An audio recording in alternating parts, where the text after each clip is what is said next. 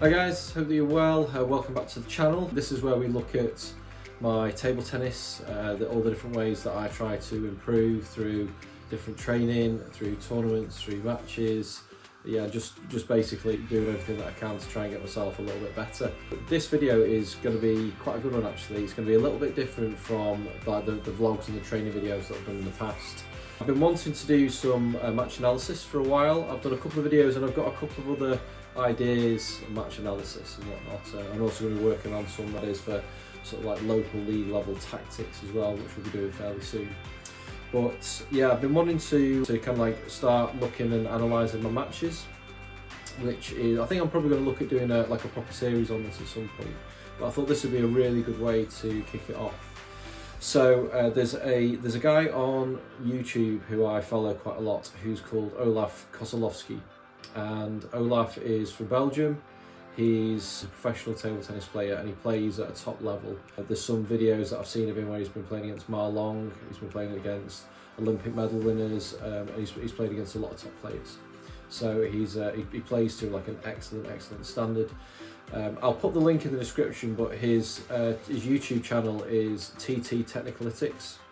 There's loads and loads of really good stuff on there. He talks about tactics, he talks about technique, he just talks about loads and loads of stuff to help improve the table tennis, so it's excellent.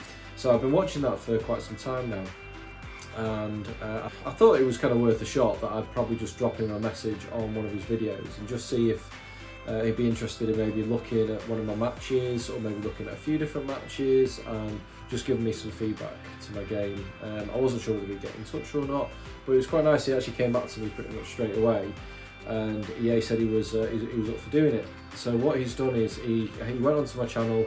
I didn't actually tell him which one to look at, but I mean, I was going to suggest looking at one that I've lost, because I sort of feel like you can learn a bit more from the matches that you lose than the ones that you win, and that's actually what he did. So this is going to be like a match analysis of my match against Stephen Collins from the Ellesmere Port Cup from August, so only about a month ago.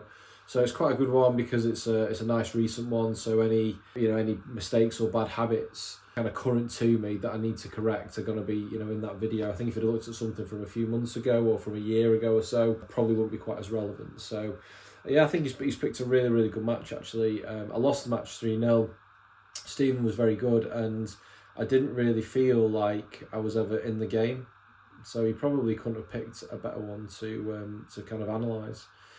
So what I'm going to do here is I'm going to show you the full kind of analysis that he sent to me. It's about 25 minutes long or so, but there's some really good points. Let's dive straight into it. So hi Neil, hope everything is okay, and as promised, today I was going to watch your match against Stephen Collins a little bit, and I thought it would be fitting to just review the last set all together. As I said, just so we can go a bit more into detail on what I see and what I'm picking up on. So let's just jump right into it, okay? So first of all, one thing that is striking to me is how, okay, maybe it was because you're caught by surprise, was that your push with backhand was quite a bit too passive, and that's something which you see here also in the second receive, is that even if you have a passive receive, like a push, a short push, a long push, whatever, it's always best to try to put as much quality in it as possible. And here your racket was just a bit too a bit too straight, a bit too close, so to say, which means that you couldn't have put a lot of rotation in it. And okay, in this example you won the point, but still nevertheless I think it's important to, even when being caught by surprise, to put as much quality as possible into a push, long or short.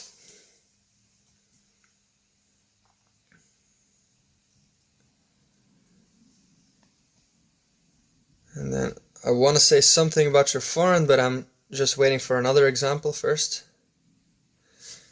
But maybe I can just already say something about your movement and your footwork. Is that I'm a big advocate of, even when you're playing a shot, of always taking a step.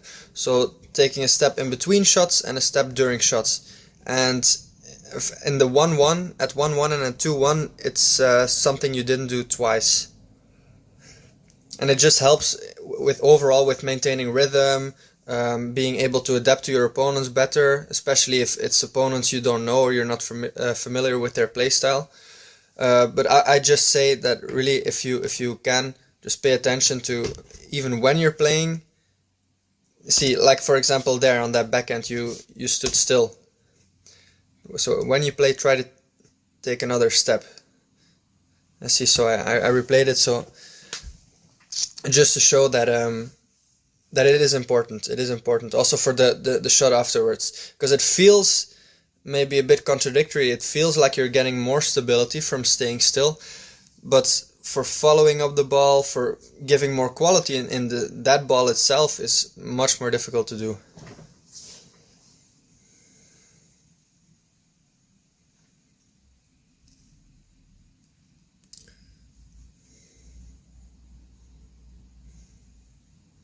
See, and there you were just a little bit standing too far from the ball itself. But yeah, I think that a lot of see, there was an attempt of being a bit more aggressive on your receive, but I think that a lot of reasons, or the reason why a lot of times when you're on the receiving end, that you're caught by surprise or that you're put under pressure, is I think in no small part due to the fact that your receives are a bit too passive and a bit too monotonous, meaning that you push long or you flick long quite often, but without varying, without sometimes trying for a short ball or a ball that comes half long. Or when you get a long serve, it's something in this set, maybe it's an exception, okay? I haven't reviewed every match of yours, maybe it's an exception, but when you get a long serve, you don't capitalize on it enough. And okay, of course, if a long serve comes by surprise, it's logical that you receive it rather poorly, so to say. But I think overall, if you get the chance, especially if the serve comes long in the forehand, you should be able to do more with it, just because it opens up so many opportunities for you as a player.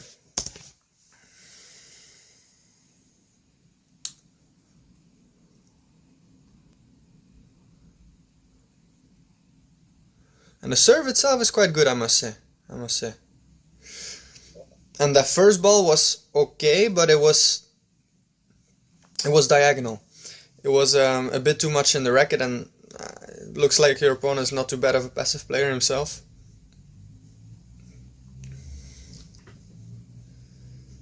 Yeah, he knows how to take the counter initiative, yeah.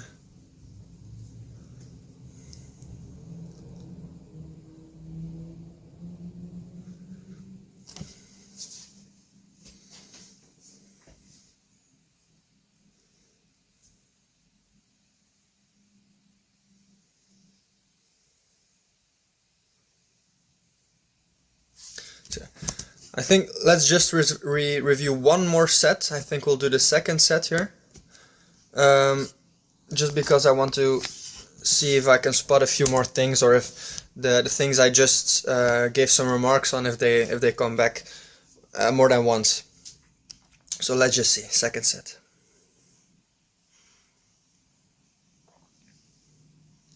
See, like I say, your serve is really quite okay. I mean, really short, wide in the forehand is always good. It's a good thing to see that you're not serving too much in the middle, because that's much easier to step in for your opponent. Maybe not always do one short serve, one long serve. I mean, for sure it's not always, but I see it's something which you do sometimes, at least. It's happened more than once. See, and okay, that was a net serve, but that's just what I mean with the importance of really serving wide in the short forehand and not just in the middle of the table. Because as you see from your receive, you see how much forward you're leaning and how far you're from the ball. Well, the same thing applies for your opponents, and if you can capitalize on that, it's really a good thing. Because even if the ball comes back, usually it's of poor quality, and you can widen the corners more, you can really play deep into their backhand. It's gives a lot of opportunities. And he isn't an orthodox player. He doesn't really play topspins. His shots are a bit flatter, and so I get why it's a bit uncomfortable for you. That was a good first ball, but I think sometimes the middle could have been used more, or even his backhand, because I feel like your first balls are coming a bit too much either in his forehand or diagonal. So you want to vary it up a little bit more. But on that last ball, so here, let's look at it again. See, if you get a long push, it's always better to just start yourself. Or if you have to push back, then do it in the backhand of your opponent, not in his forehand, because that's just asking for a penalty, so to say. And that was a good receive in his backhand. And I think it's because he's a bit too much anticipated in his forehand right now, because of the reasons I just mentioned before, that you're playing a bit too much in his forehand. So I just advise you to change up the placement a bit more.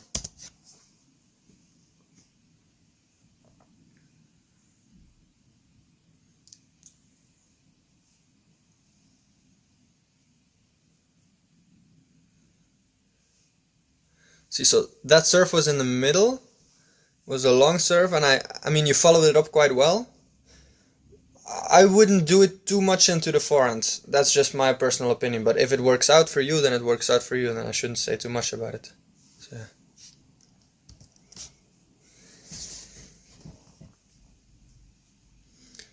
See, so that serve was really next to his body in the deep backhand, and okay, you missed a shot, but you got a good ball. And more importantly, I think you get a ball on that serve that is much more to be expected in the same place. So let's say if you serve long in the middle or long in the forehand, if your opponent is, let's say, well adapted or half well adapted to that serve, they can go in whatever direction they want to. But if the ball comes really wide in the backhand, like almost beside your body, then apart from playing diagonal, you can't really do much. And you did, I think you followed it up quite well by trying to go for a forehand or stepping around already a little bit beforehand. And okay, you missed it, but just to show that it's a good option, and I think it's a better option than a serve in more of the forehand part, if it's a long serve at least.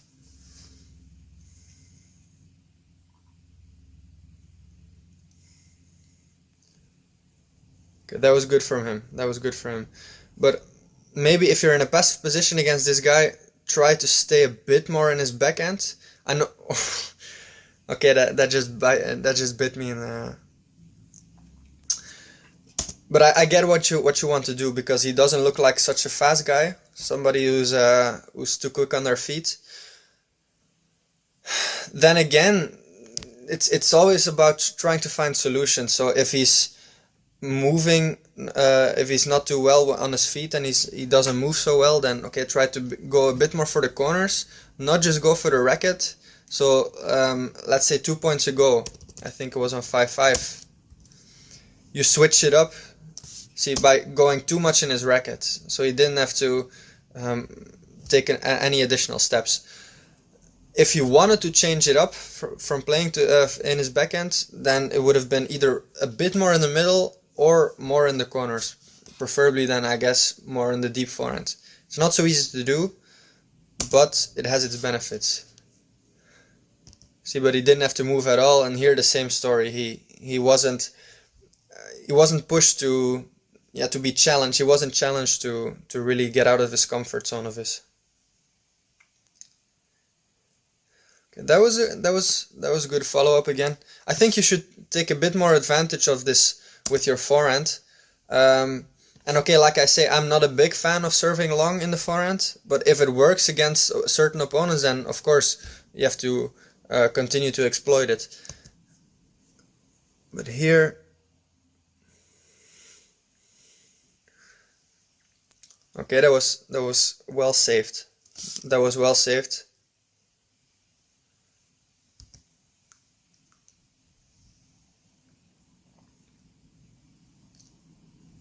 See, on that serve, you should have taken an extra step. So you didn't step in on that serve, and that's why you were standing a bit too far back, causing you to drop the ball too much. I don't know.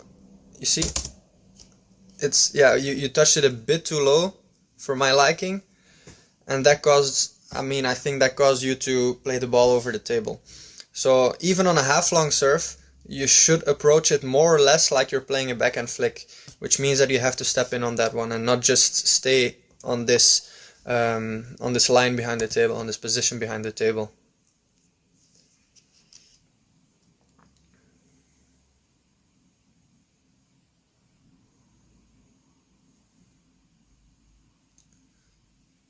See, that was a good push. Okay, well saved, well saved. Was a good push, long to his backhand, I think quite surprising. A bit quite aggressive as well. But then it's quite unfortunate that you don't follow it up with a first ball backhand with which you can put pressure on your opponent. So it was a good serve, yeah. Nice change to his backhand.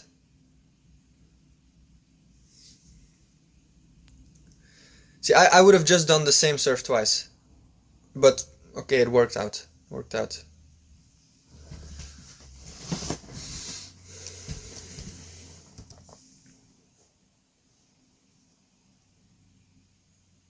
That's unfortunate. That's unfortunate because you were ready for it, yeah.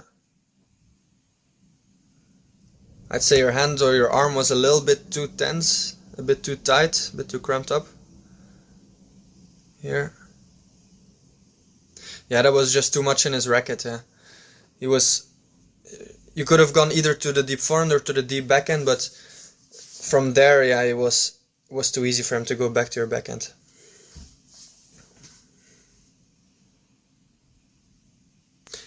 See, and so you see at 10-10, like I said, I don't think it was at 9-8 already, it was too necessary to change up your serve because he played a poor receive at 8-8 on this one to his short forehand. But okay, you won the point. And again, you won the point with a tomahawk serve. And then what I don't understand is why at 10-10 you'd want to change back to another serve when this tomahawk serve was effective until now. You see, so that's a bit unfortunate because he's been putting a lot of pressure on your backhand for almost the entire match, and yeah, here it's a bit the same case, yeah.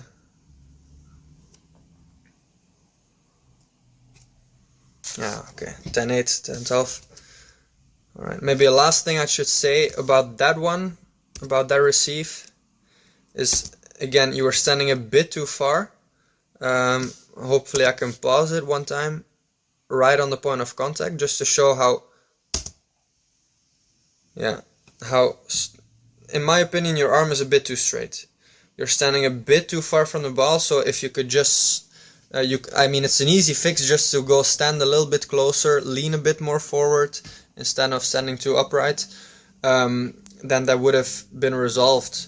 Of course, it's not an easy serve to receive, so like this other side spin with a little bit of topspin in your forehand, it goes against the natural position of your hand. It's very understandable, but I think a lot of those things can be remedied just by, as I said, standing closer, standing a bit less upright, a bit more leaning forward.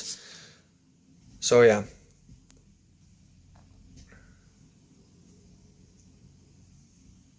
All right.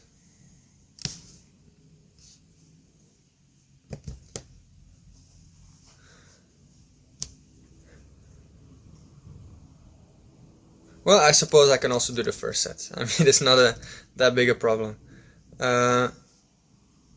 We'll just see. You just have to sort out the chronological order, but.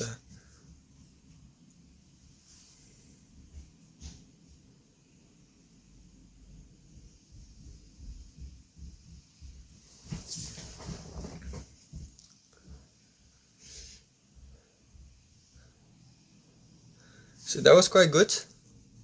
And I think just a pattern that is reoccurring in this entire match is you being a bit too passive overall with your backhand, be it with your receive being a bit too safe. Like, okay, this backhand flick was nothing special. You followed it up well, but it didn't really put a lot of pressure on Steven.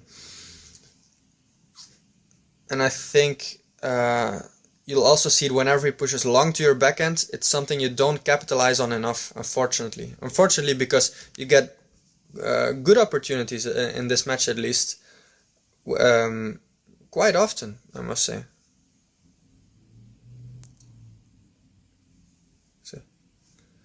And as I said in the beginning of this video, I think it's important just to really take a look at your footwork every once in a while, because you're in my opinion, you're much too static. You're much too static when playing. In between shots, you try to adjust, you try to adapt, but because you stay still every time you play a shot, it just puts you back into this disadvantageous position of being a bit too late, moving a bit too slow. And so if you could just try to constantly be moving, constantly be dynamic in your footwork, then that would, I think, translate to better rhythm, to more explosiveness, more speed, better timing, being early on the ball or earlier on the ball, and just overall being better.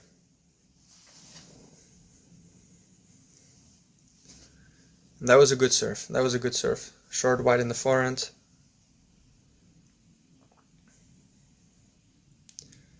See, okay, and there you try to take the initiative, but too much in the forehand at first. I think, okay, he's a blocker. He's quite a good passive player, but nevertheless, I think it's against those guys, especially if you're confident in your own abilities, it's not bad at all to just start a rally in the backhand and see from there where it goes. But here you try to always change to his forehand, there again in this point, and yeah, that leads to him having more opportunities, more chances just to take over, just to get the initiative. And I don't think that's too much of what you want. See, that was a good receive, unfortunate of the interruption. But that was one where you try to really put a little bit of a bit more aggression in it. And I think that's what you need to do more often.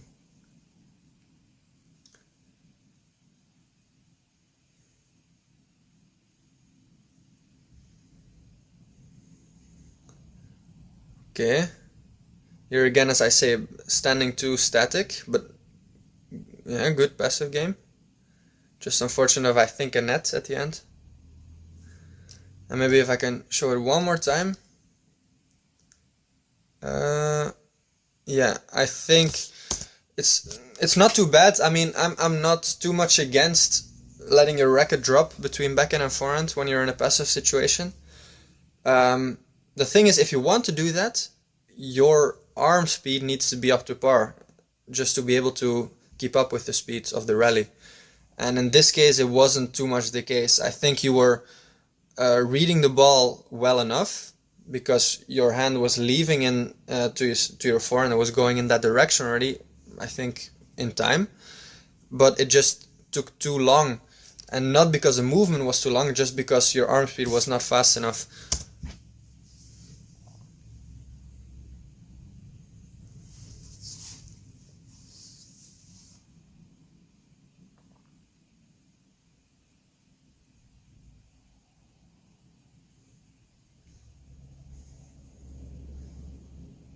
Yes, you serve short in the forehand, long in the forehand. Yeah, I get why at lower levels why people want to serve more long, I suppose, because I suppose the reasoning behind it is that people from that level, their first balls aren't too consistent or of too high quality. And therefore, it's just serving long as a way of letting them start, see if you can exploit that weak side of their game. But then again, if they're too adapted, it becomes easier. It becomes for them more of an advantage than a disadvantage.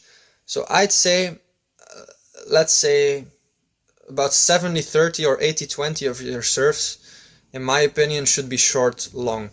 And not 50-50 or 40-60 even, because I feel like I think half, and I'm not being too generous here. I think half or even more than half of your serves are long. I think that proportion is just a bit too large. It's a bit too much in my opinion, but that's just me. But I think that a long serve has to be surprising, has to stay surprising. And if you serve too much long, then it's going to be difficult.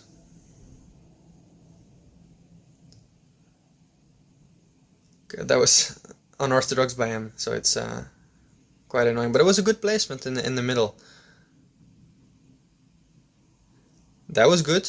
That was good. As I said a few times before, that if you push long, then you should be able to expect either somebody starting the rally or pushing back if you had a really good long push.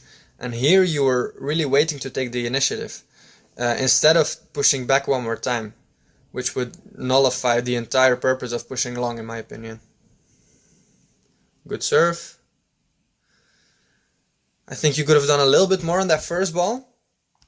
I don't think it's, let's say, the biggest working point you have, but let's just say on this first ball here, you could have been standing a bit lower after your serve. So here a bit too upright. So if that ball comes half long in the middle or in the backhand, as it did this time, it's hard from that position, from that height, to be able to play that shot aggressively. So more likely than not, what's going to happen is that you're going to let the ball drop and play on rotation. And because you were still standing high, a bit too high in my opinion, you carried the ball up more than lifting the ball up or spinning the ball up with a lot of rotation. I think that ball didn't have as much quality as it could have had you been standing a bit lower on your legs. And okay, I could say to you that you've been that ball, you touched it a bit too much behind your body or anything, but I think you know that yourself. And I don't think that was the cause of the problem or the cause of you losing the point. I think that was more so the result of you having a first ball that was a bit too slow. That was a bit too slow with not enough quality, after which you're put under pressure for the rest of the rally, just because he could do too much with that ball. Okay, so Neil, I think I reviewed your entire match. Like I said, not in the correct order, but I thought I'd just take it from set 3, see how much time I can spend on it, and yeah, I still hope you got something from it, even if I started from the end and worked my way back. But let's say overall, to recap, I just say as main working points or as main things to focus on is just to be your overall footwork. I would just focus on it. Like I said, that rhythm of playing one shot and take a step in between, and as you play the next shot, you move instead of staying still. I have a video on it, by the way, and I'll just link it to you if you don't mind. Then another thing is your backhand. I think there can be there's a lot of room for improvement on it. Not necessarily the technique or something in itself. Of course, there are adjustments always to be made. But I think a lot of it just comes from the courage or wanting to take the risk of doing something with that backhand, because you played a few shots that were quite aggressive with quite a lot of pressure. After which your opponent, Steven, was put under pressure, was made uncomfortable. But that's something you didn't do enough, and I think especially towards the more serious moments in the set, towards 7-7, 8-8, 9-9, you're starting to rely a bit more on your forehand, a bit too much. I mean, I can't say entirely because I don't know your game as much as you do. But it's just a pattern which you see just because your backhand isn't as developed as it could be, or because you don't take as many risks with your backhand as it could be. Maybe that's better said. Okay, so those two things, and as a last thing, maybe as I said before, the long serves. Watch out a little bit with those and keep them surprising. Depending on who you play, the long forehand option, it might not always be the best. And yeah, I think that's about it. That's about it. And of course, you can ask me any questions on this video if you want, or if you're still unsure about something. But that's about it for me. So hope you got something from it, and all the best, Neil.